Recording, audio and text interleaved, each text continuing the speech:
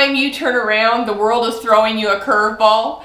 That just when you think you've got it together, things are on track, they're moving the right direction, then whammo, something else bites you. It can be exhausting trying to have the resiliency to come back to win another day. I get it. This has been a really tough year for a lot of people. And I know it can be super hard to get up every day and be a leader. Be the one that shows up and gives everything you have to help others. But I also know that you are good enough to overcome the challenges and the negativity that seems to surround so many people these days. In fact, I would be willing to bet you your favorite childhood toy that you can change the attitude of those around you by spreading enthusiasm. After all, we know that the good vibes are worth catching in this crazy world, so spread them far and wide and watch how people respond. If you look back in history, resiliency is what wins the battle. Do you think that anyone that has ever made it big did it easily? No way! In fact, you'll see that they struggled and failed and went broke and did it over and over until they learned through experience how to succeed. Then the really great ones shared that knowledge and helped others who were struggling with their dreams so that maybe we didn't have to trip and fall on our face so much. We've been given some unique situations to deal with in recent history. Things that no generation before us has had to deal with. Yet for some reason people think that this is a reason to give up. Here is the thing though. Every generation goes through unique challenges and thinks that it has never been this bad. Of course it has, and it will be again. It'll just be a different story with different characters. The question is, how will you react and how will you show up every day? Will you be the one that helps move the needle forward towards greater things?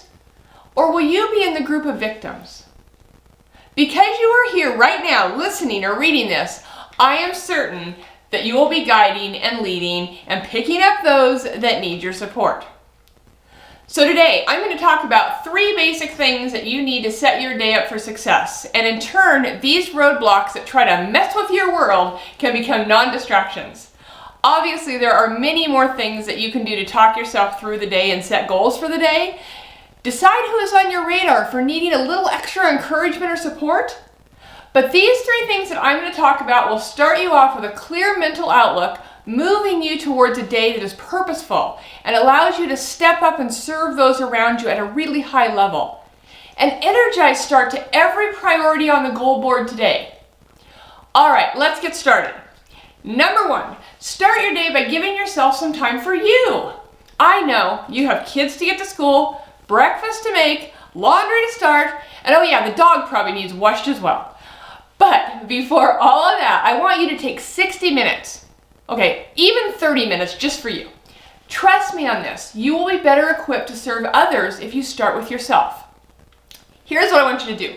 I want you to spend at least 10 minutes, 20 would be preferable, just waking up your body with some stretching, some yoga, whatever kind of movement works for you. Then I want you to sit down and I want you to review what your goals are. Really look at them.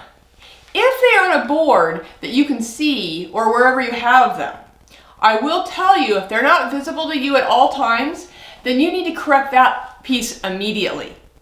It's been proven time and time again that if we write down our goals, put them up where we can see them, and we see them every day, then our chances of reaching these goals are exceedingly higher. In fact, if you don't write them out and review them, the chance of hitting those goals is minimal. I put my goals up on a board that is in our office where I have to see it every single day. So if I feel like I'm getting off track, I can look at that and that's going to zero me back in on where I should be. Okay? You should have your goals up and they should be goals that you get excited about and goals that scare the pants off of you for actually. I have goals that I look at and wonder, what the heck am I thinking? And then I remember, oh yeah, goals equal growth. Okay. So you're spending time reviewing your goals. Now write down 3 priorities that you're committed to make happen today that will move you closer to those goals. These are priorities, remember, non-negotiable must happen. If you find yourself at the end of the day going, well, I guess I could really do that tomorrow. No, if you write it down, then be faithful to the journey and get it done. If you don't intend on doing it, then don't write it down as a priority. Okay, finally, you're going to spend 10 to 20 minutes enriching your brain by either reading something that will improve you in your personal life or in your business life. Maybe you want to learn about a way to enrich your personal life while leading an exceptionally high-performing business. Side note, we can help you with that. Reach out to me at support@focusforwardbd.com. Okay, now you have your mental space established, your physical being moving, and you can begin your day calm, focused, and on purpose. Number 2, nourish your brain and your body. I know this sounds like common sense, but us humans, we are the worst at taking care of ourselves. Don't zone out on me here. Pay attention. This is important, and I'm pushing you because I care about you. You have big plans and big dreams. We need you operating at the top of your game. You have people that need you and deserve to have the very, very best of you. Planning is the key. Hold on, I know what you're thinking, but Leigh, you don't understand. I don't have time to meal plan. I get it, but what I discovered after years of trying the Sunday meal planning for the week thing, which does work by the way, but it has to be a priority. If that is just too much for you, then start out by writing out key ingredients that are healthy to have in the house. It's not ideal, but it's a start. Have enough great things available that you can easily pull together a quick dinner that's delish. Make enough so that you have leftovers for lunch the next day that you can put in little plastic grab-and-go containers. Breakfast can be as easy as a protein shake with plant-based protein powder, whole fruit, and some greens, and your day is complete. We all tend to try to make meals way more complicated than we need to be. Remember, we are eating to live, not living to eat. I quickly learned that having the healthy choice in the house was even easier if I used an online shopping program. This was a dual win.